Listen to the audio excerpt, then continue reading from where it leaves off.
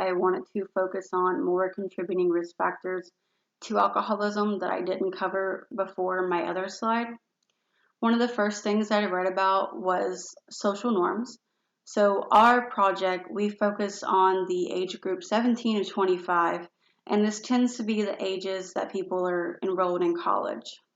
And one of the most natural parts of college is drinking, so it seems. And in college, the goal is not to just drink, the goal is to get drunk. And this is considered socially acceptable to get drunk while drinking.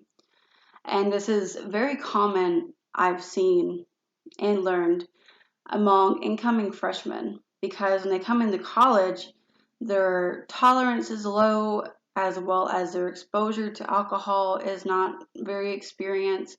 So they tend to go a little wild when exposed to the more electric scene that college has to offer. And I think with the unsupervised use of alcohol and not exactly controlling how much they drink, this can lead to a student developing alcoholism during their college career.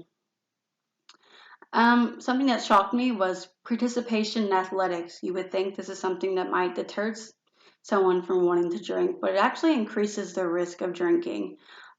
Their athletes are actually more prone to abuse to alcohol than other students, and this is because of the excessive time and the extreme demands of their sport, or maybe living up to their coach's expectations or their fans' expectations. This can make an athlete want to drink more and manage their stress. Also, the environment. If alcohol is more available, this will factor into abuse, such as being at a party school or being in an area where there's multiple liquor stores, such as on North Street, where there are liquor stores every mile. The more available the alcohol, the more available, well, no, the more available the alcohol, the more likely there is going to be an increase in consumption in that part of the community, which I think is um, something that Nacogdoches or SFA can be an example due to how many liquor stores there are in this area and the school having a reputation of being a party school. Another risk factor that I wanted to cover was men versus women.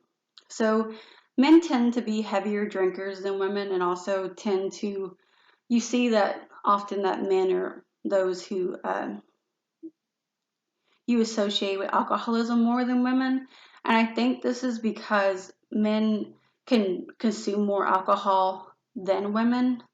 Therefore, they really don't know when to stop and reach their limit. And another thing that I read about is full-time versus part-time students. Full-time students tend to consume more alcohol than part-time students, and I think this is because part-time students are not on campus as much or maybe not as involved or aware of the things going on off campus, but full-time students are filled in on what's going on, what kind of parties are going on, where to get the alcohol. I think this is why there is an increase in consumption among full-time students compared to part-time students.